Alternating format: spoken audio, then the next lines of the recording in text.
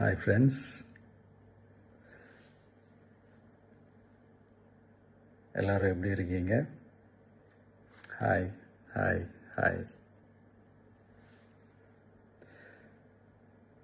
இந்த meet நடக்கும்போதே zoom காலில் வந்து உங்கள் எல்லாரோடையும் பேசணும் அப்படின்றது தான் என்னுடைய பிளான். பட் இங்கே கொஞ்சம் நெட்வொர்க் ப்ராப்ளம் இருக்குன்றதுனால அது என்னால் பண்ண முடியாமல் போச்சு. அதனால தான் இந்த ரெக்கார்டட் மெசேஜ் அனுப்புகிறேன்.